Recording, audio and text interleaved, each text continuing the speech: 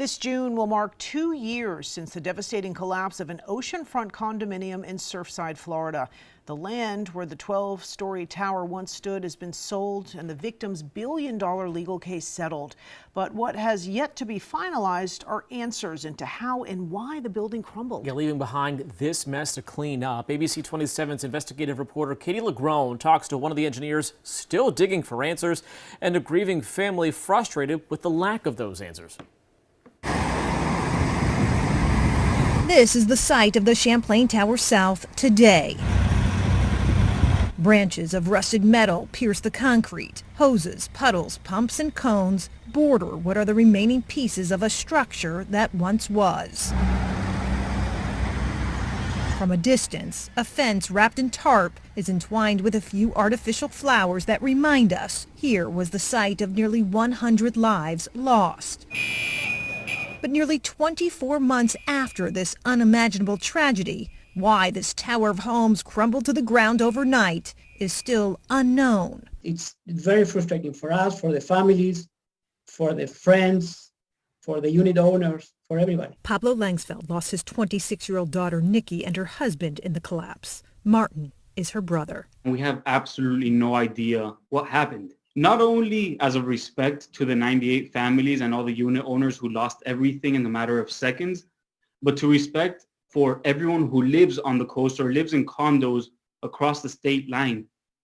How does a building collapse in the middle of the night and 2 years later we still don't know why? Are we any closer to understanding why? Well, we're closer than where we were a year ago, all right?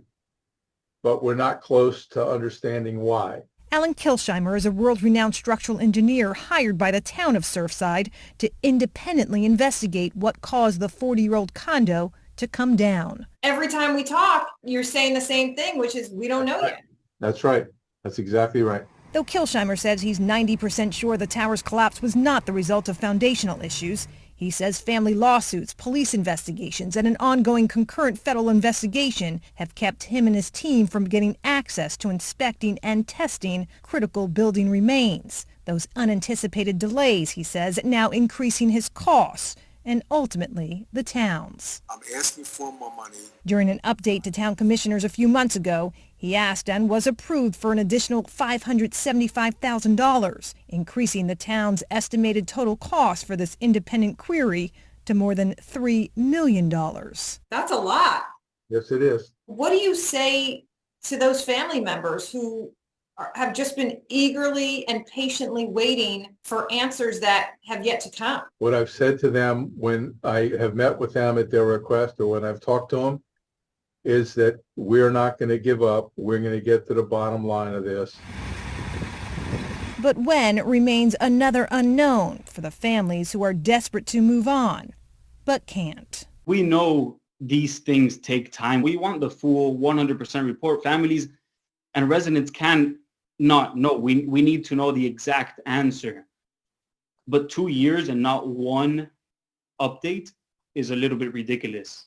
Surfside town officials tell us they will be seeking external sources to help cover these extra costs, but still feel an independent investigation is worth pursuing. Meantime, at last check, federal investigators said they would be releasing their findings in the fall of this year. We are expecting an update on that timeline in the next few weeks. I'm Katie LeGrone reporting.